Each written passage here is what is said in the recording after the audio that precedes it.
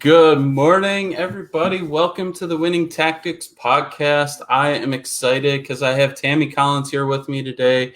We are going to talk about how to take the fear out of your business, not let fear paralyze you today, and how you move forward. So a little bit about Tammy. Tammy is an entrepreneur. She's been around brand and marketing and social media strategy for a long time. She is an expert in finding those full trial of errors, hurdles, and obstacles, and really just overcoming that. Tammy, welcome to the show. I'm so glad to have you on. Tell us a little bit more about who you are and what you're doing. Good morning, Adam. Thanks so much for having me, and congrats on your show. It's an honor to be here. We are living in some interesting times right now. It's been quite challenging for me. I'm already in a online space. I already work from home, so those aspects haven't changed for me. If anything, it's really complemented that because I've been trying to teach my clients to do this for a long time. I believe strongly that we have already moved to a full online digital world. We as humans are just very slow to catch up and adapt. So this is just showing us exactly what has been coming for some time. But for me, the biggest challenge right now is that I have a full house of people. And so I have two younger boys who are young adults now. One is finishing college from home and the other one just graduated in May. And so we have a full house. So as you can imagine the online space. So before we go live on something like this, it's sort of a run around the house and make sure everyone's aware that there will be a live session going on and that they don't just come barreling in with the mom. So, yeah. Yeah, I do that in my house as well. So I am lucky, to have a dedicated office space. But I do the same thing. I'm like, all right, you can have music on. It just needs to be quiet for the next hour. So yeah. So. And it's interesting. I think right now we also had to do the whole not everyone can be online at the same time. My one son's girlfriend is also staying with us, and she has a live presentation to do for her class at the same time. So, yeah. So it's fun. It's an interesting set of challenges for sure.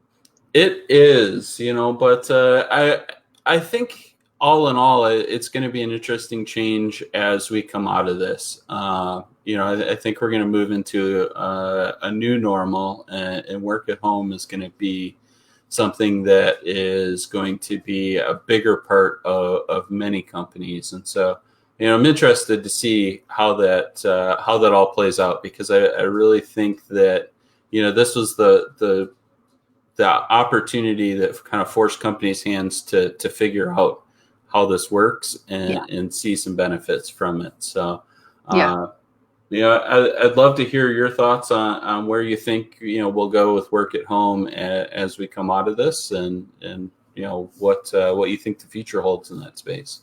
I think the work at home aspect is really a blessing in the whole situation. I mean, of course, it's horrible circumstances for that to have come about, but I think that so many businesses and have sort of fought the work at home. And I don't know if it's an old ideology that they have under this assumption that, oh, well, you're working at home, you're not really working.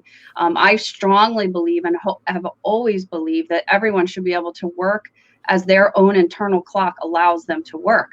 You get much better results, much higher productivity, and being forced to work in a box of 9 to 5 or whatever that looks like really isn't practical at all, especially in this day and age.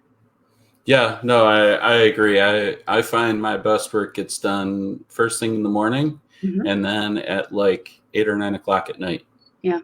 So like, I'm just this weird, like I could take like a 6-hour siesta in the middle of the day, like mid-afternoon through dinner, and then I'm like good to hop back on and hammer down again. So well, the other interesting thing I always find is that typically companies want their employees to function like their computers, go all the time.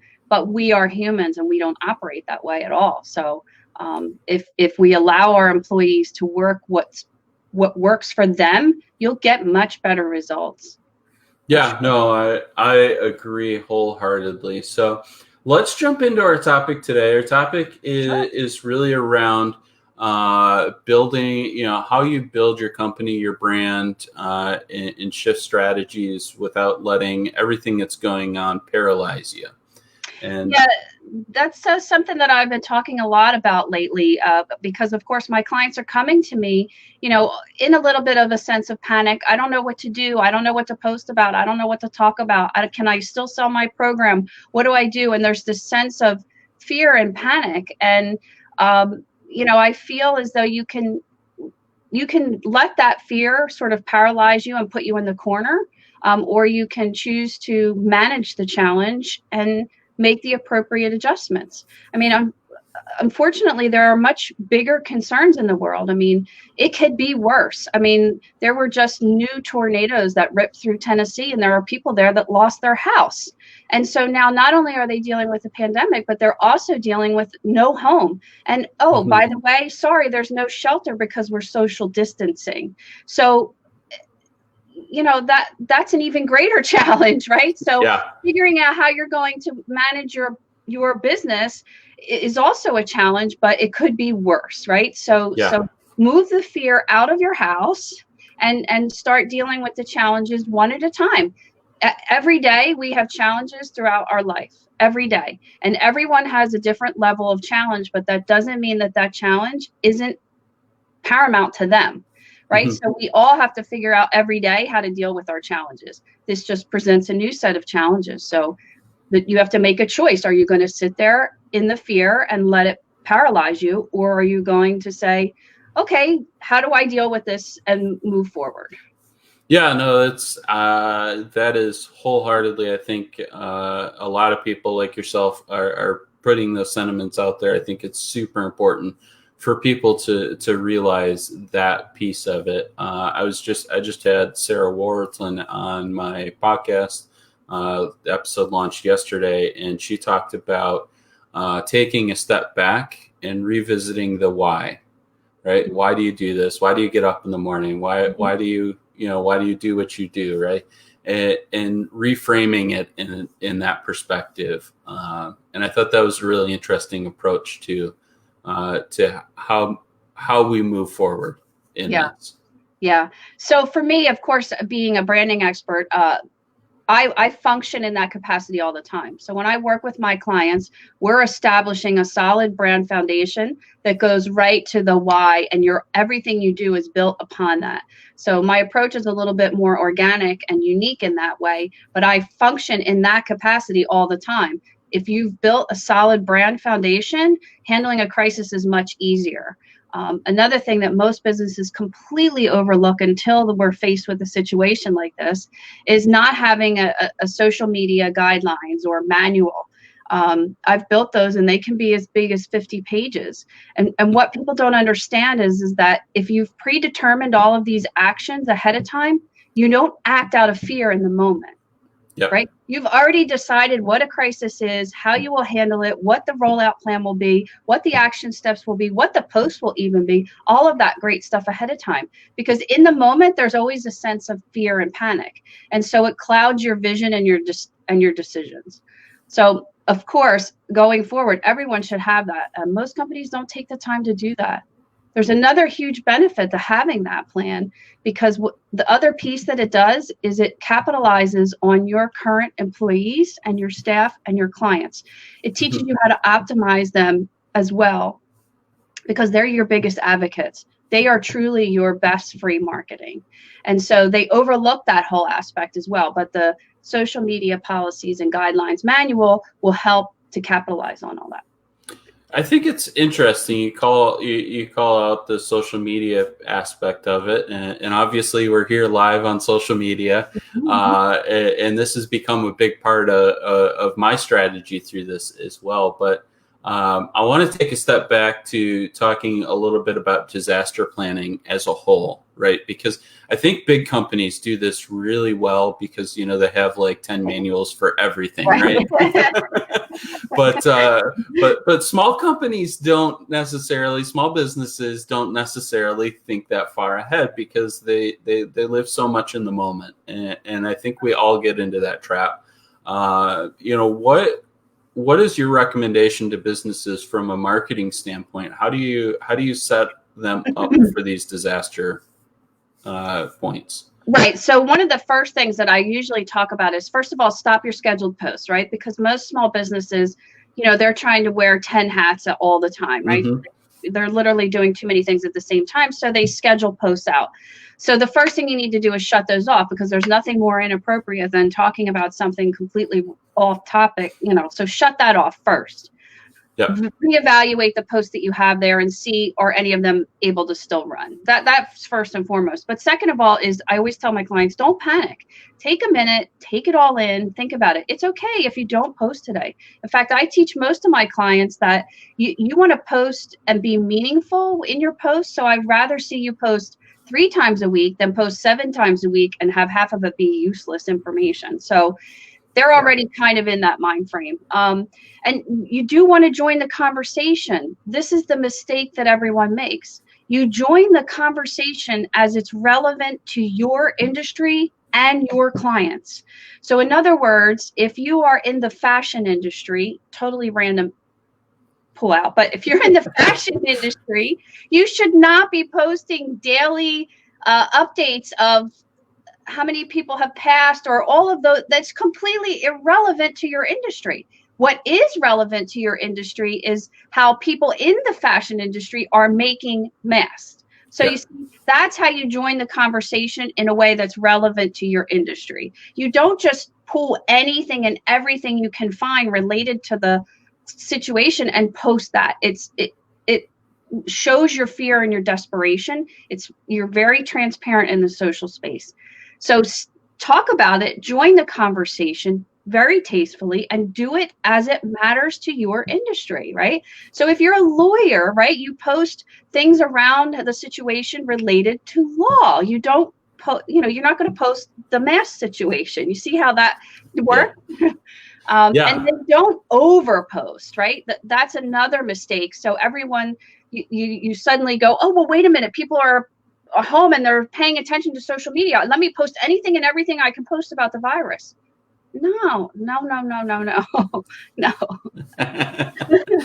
Your clients don't care about that. The best example to me in another way that I love to talk about is, I received an email from every car dealership I ever bought a car from. I mean, seriously, I bought a lot of cars, right? So I mean, every doctor's office that I have, every person in my household ever went. I mean, and the interesting thing, in all of the emails that I got, not one email was relevant to me. Not one. It was all about them. There was not one word in there about me. And so that's a huge point that you need to focus on what your client cares about, not what you want to say. It isn't about you. It's about your clients.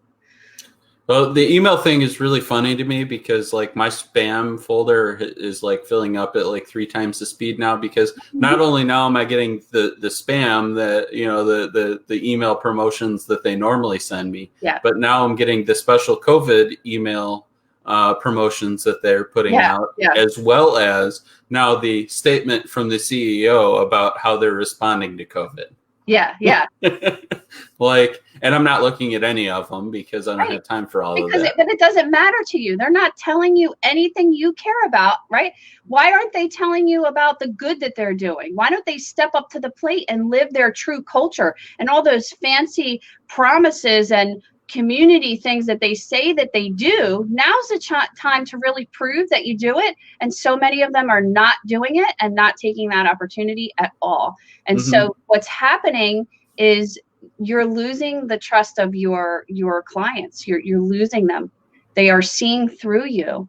It's very interesting. I have a direct connection to a retail space, and let me tell you that those true colors have shown quite well, and it is not pretty. It is not No. pretty at all. No, I think retail is an interesting space just in general, with Amazon and and online shopping, companies like Zulily, and some of the other companies that are finding ways to provide quality products at discounted prices. It makes retail as an industry as a whole very interesting, and I think we'll see some shifts in it coming out all of this in what these retail companies are doing. Well, they're cashing in right now, which there's nothing wrong with that.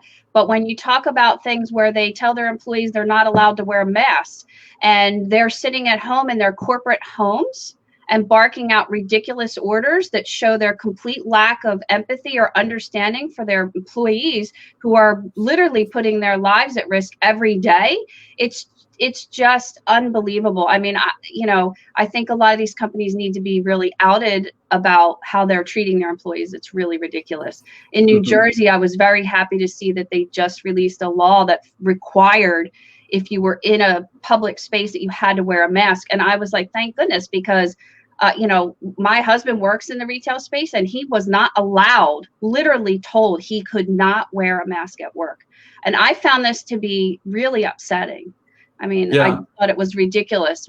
It showed me so much about what the company really thinks about their employees. It's really awful. Yeah, it's challenging, right? I think companies have a lot of challenging decisions to make, and sometimes we don't always make the best decisions in those moments. And this kind of leads me into to our next topic of discussion, which is really about the importance of a brand strategy during a crisis like this. So I'd love to hear your thoughts on developing a brand strategy around challenges in your business. So a lot of people are very confused about the brand concept in general. You mention the word brand and they sort of go, oh yeah, I have a logo, and yeah, oh yeah, I have a website.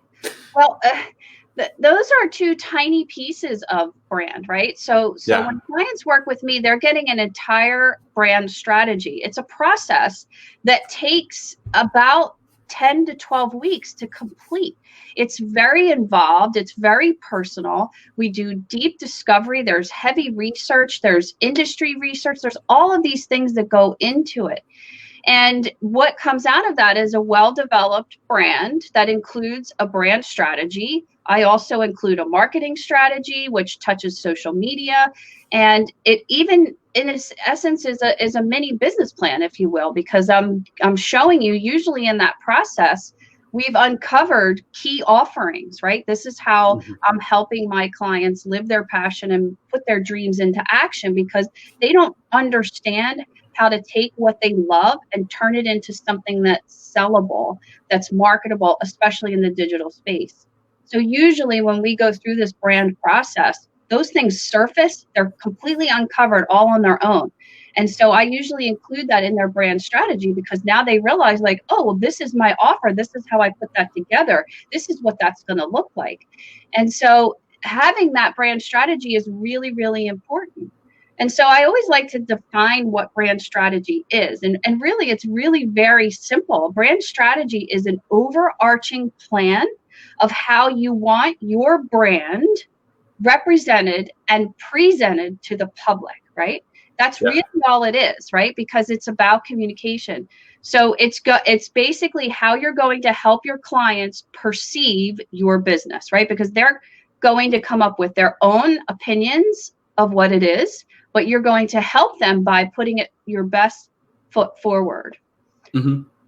And so have that well-developed brand strategy, when you're faced with challenges, it's much easier. And what most people don't realize is that they've skipped that step and then can't figure out why their marketing never works or why. So it's the foundation to everything.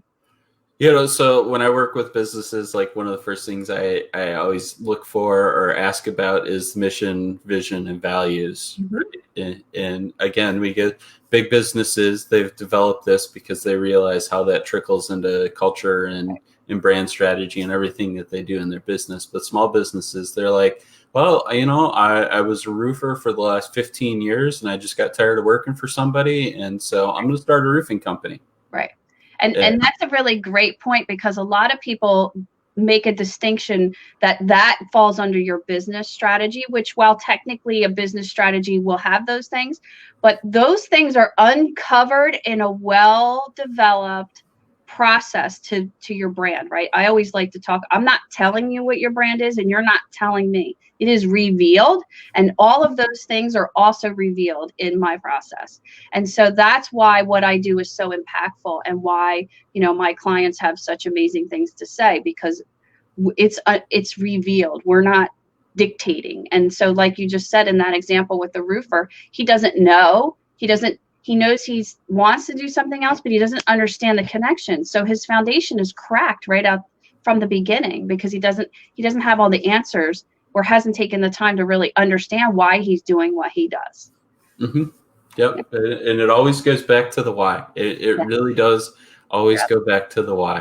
And so I always appreciate that just genuine approach to revisiting the why, even in good times. Like I revisit my why probably on a monthly basis, just because it helps me refocus. What am I doing? What am I trying to accomplish? And it really gives me that clarity in the moment, so that I don't act irrationally. Yeah.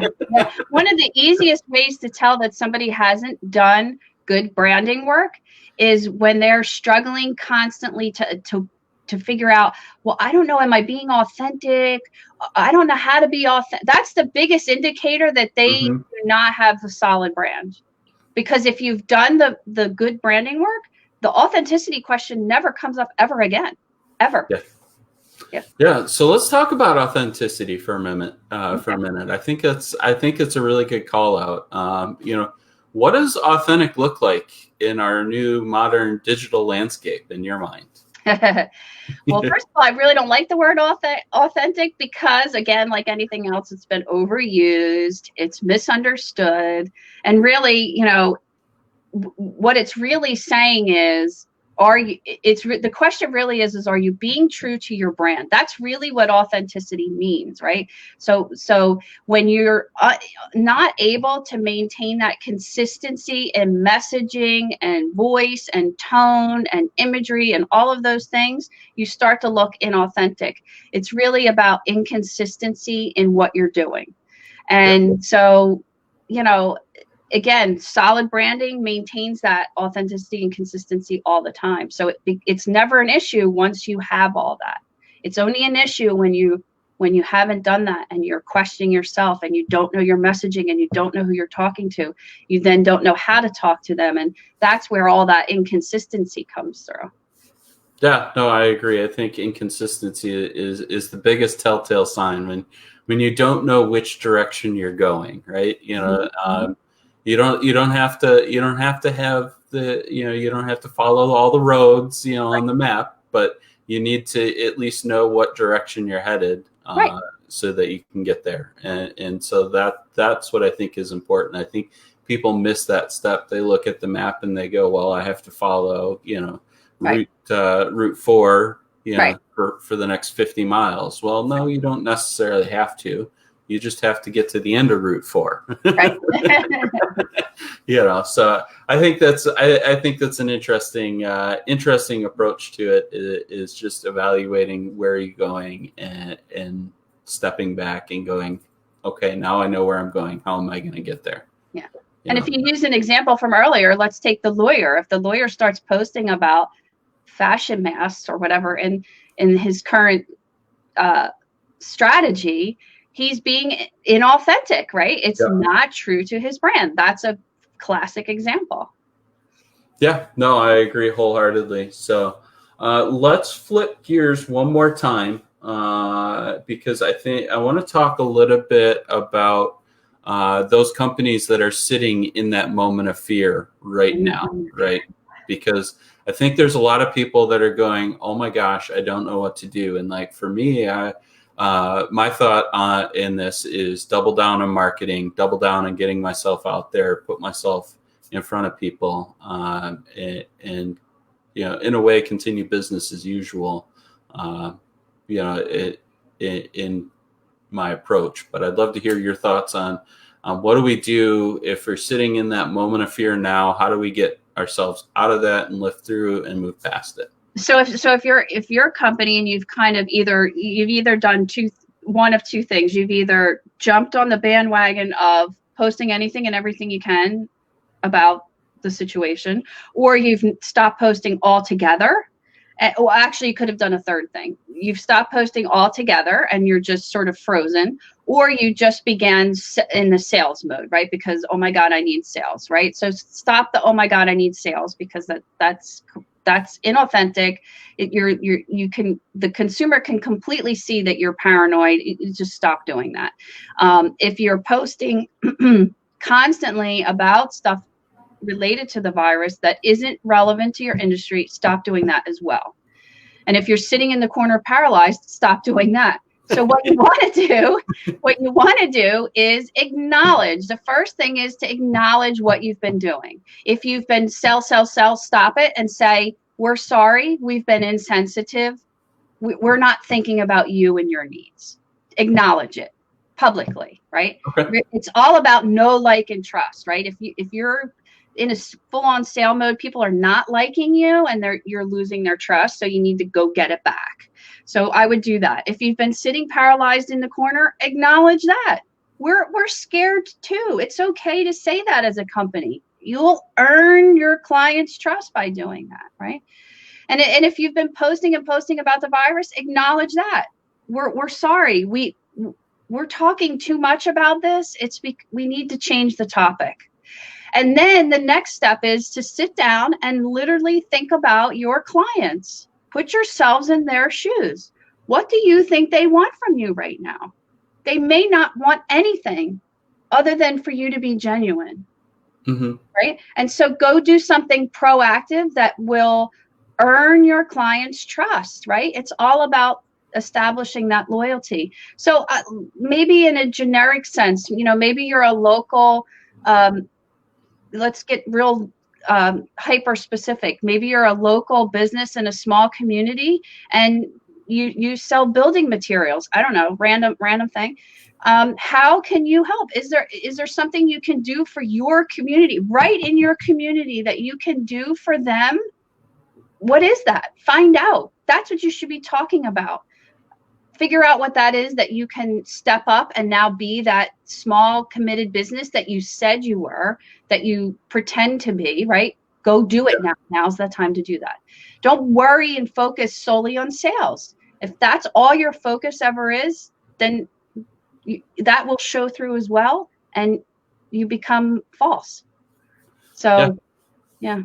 Yeah, no, I agree with that. I think a great example of your how do you give back to your community? There's a distillery around the corner from us called Wicked Dolphin Distillery, and they shifted production to making hand sanitizer for healthcare workers. Excellent. And what do you think is going to happen when this all calms down? Every single person in the community will not forget that they did that. Exactly. Yeah. I know. I mean, they make delicious rum anyway, but it just reinvigorated my trust for the brand as a whole, in the fact that they're all in on the community. So yeah, they could also, here's a great idea too. They could also do a commemorative batch and have it called something that relates to healthcare or those on the front line. I don't know what that term is, but that would be an excellent thing to do. Yeah.